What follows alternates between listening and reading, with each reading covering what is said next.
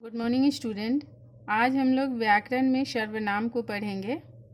सर्वनाम क्या है?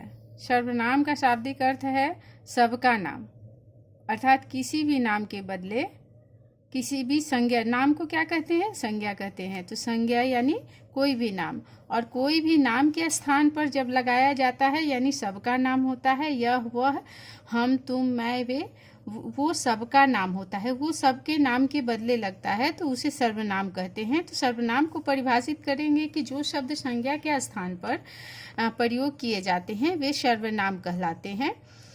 जैसे हम तू मैं वे आदि। सर्वनाम के जो रूप होते हैं वे एक वचन और बहुवचन होते हैं। सर्वनाम के यानी कि दो रूप होते हैं। एक वचन और बहुवचन। एक वचन में एक ही लोग आते हैं, उसका रूप है मैं तुम वह यह इसे उसे। और बहुवचन में हम आप वे लोग ये लोग इन्हें उन्हीं ऐसे शब्द आ जाते हैं। अब सर्वनाम के भेद है। तो सर्वनाम के भेद 6 हैं। आप लोग हमेशा जानते होंगे कि ये सर्वनाम के भेद के बारे में शायद कुछ बच्चों को नहीं याद होगा, लेकिन सर्वनाम के 6 भेद हैं। पहला है पुरुषवाचक सर्वनाम। तो इसका सुनने वाले और बोलने वाले या अन्य के लिए प्रयोग किया जाता है। यानी जब भी पुरुषवाचक सर्वनाम में हम लोग या तो सिर्फ अपने बारे में बात करते हैं या किसी दूसरे के बारे में या तीसरे के बारे में, वो ऐसा शब्द होता है। जैसे देखिए यहाँ पर इसके अनुसार समझ सकते हैं कि मैं सोने जा रहा हूँ, यानी संज्ञा जो है, कर्ता जो है वो सोने जा रहा है, वो अपने बारे में बतला रहा है। तो ये पुरुषवाचक हो गया। और ये उत्तम पुरुष होता है, यानी जो संज्ञा है वो अपने बारे में बता रहा है। तुम्हारा नाम क्या है, यह मध्यम पुरुष है, यह सुनने वाले के बारे में पूछा जा रहा है। यहाँ सुनने वाला है। वह कल जाएगा, यहाँ न तो बोलने वाला है और न ही सुनने वाला है। वह कौन है? तो तीसरा पुरुष है, यानी अन्य पुरुष है। ये यहाँ किसी तीसरे के बारे में बात की जा रही है। दूसरा है निश्चयवाचक सर्वनाम। जो शब्द किसी निश्चित व्यक्ति, वस्तु अथवा घटना आदि के बारे में बताता है। यानी निश्चयवाचक तो आप ऐसे ही समझ जाते हो कि निश्चय यानी निश्चित है, वो तय है कि वही है। जैसे वह मेरा घर है, तो वह मेरा घर है, ये इसमें कोई शक नहीं है, ये पूरी तरह निश्चित है। यह मेरा मित्र है, यह भी हम बता रहे हैं। तो वह, ये, वो, ये, इस, उस, जो ऐसे वे शब्द आते हैं वो निश्चयवाचक होते हैं। इससे पूरी तरह संतुष्टि होती है कि नहीं यही मेरा है, ये तुम्हारी गाड़ी है, ये तय है, मतलब इसमें कोई शंका नहीं है, तो वो निश्चयवाचक है। अनिश्चयवाचक तो नाम से ही पता चल रहा है कि इसके बारे में कोई निश्चित बात नहीं होगी। जैसे देखिए दरवाजे पर कोई खड़ा है। कोई से क्या मतलब है? किसी के बारे में निश्चय नहीं बताया जा, कोई भी हो सकता है, लड़का लड़की वृद्ध कोई भी हो सकता है, नौकर मालिक कोई भी। तो कोई। दूध में कुछ गिर गया है, यानी यहाँ ये नहीं बताया जा रहा है कि क्या गिरा है। मेरा कलम कोई ले लिया, यानी कौन लिया ये कलम, इसके बारे में कुछ पता नहीं है। तो वैसे शब्द जो अनिश्चितता यानी क्लियर नहीं करता हो, वैसे शब्द अनिश्चयवाचक सर्वनाम के अंदर आते हैं। अगला है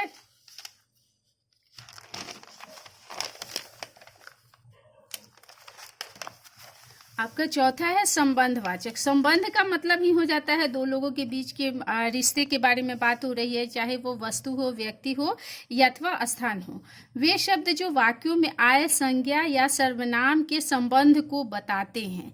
यानी संज्ञा या सर्वनाम के संबंध को बताया जाता है तो वो संबंधवाचक होता है। जैसे जो करेगा सो भरेगा, यहाँ संबंध है, यानी जो ये कर्म को और कर्म फल के संबंध को जोड़ रहा है। जो करेगा यानी जो व्यक्ति करेगा, सो भरेगा यानी फल, उसको उसका फल मिलेगा। जैसा कहा वैसे करो, यानी ये काम करने की क्रिया और आज्ञा के बारे में संबंध को बता रहा है। जिसे चाहो उसे बुलाओ, यहाँ संबंधों को जोड़ा जा रहा है। और इसके सर्वनाम जो होते हैं जो, सो, जिससे, जिसने, उसने, जिसका, उसका आदि शब्द होते हैं। प्रश्नवाचक तो प्रश्नवाचक क्या है? प्रश्न से ही पता चल रहा है। प्रश्नवाचक सर्वनाम यानी इसमें कोई प्रश्न पूछा जाता हो, ऐसे वाक्य होता हो और वैसे शब्द बनते हो जिससे प्रश्न उभर कर आता हो। जैसे तुम क्या लिख रहे हो, तो क्या जो सर्वनाम है ये प्रश्न बोल रहा है।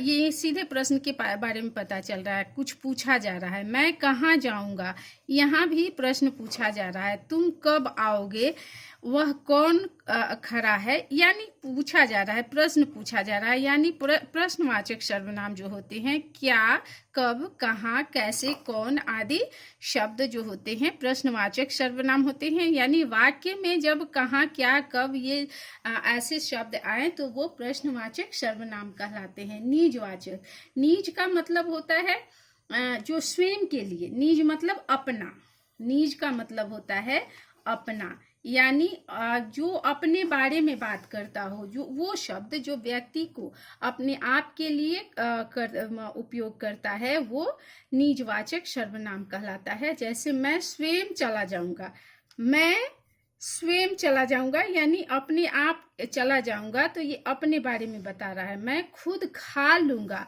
तो ये खुद क्या है, निजवाचक सर्वनाम है कि अपने खुद के बारे में वो बोल रहा है। मैं अपना काम अपने आप कर लूंगा, अपने आप यानी स्वयं कर लूंगा। तो ऐसे शब्द जैसे स्वयं, खुद, अपने आप जैसे शब्द होते हैं वो निजवाचक सर्वनाम के अंदर आते हैं। तो इस तरह से आप लोगों को सबसे पहले याद रखना होगा कि निजवाचक के अंदर कौन सा आता है शब्द, प्रश्नवाचक के अंदर कौन सा शब्द आता है। इससे आप आसानी से समझ जाओगे कि ये कौन सा सर्वनाम है। स्टूडेंट इसको ध्यान से सुनकर लिखेंगे, लिखने के बाद इसे याद करेंगे। धन्यवाद।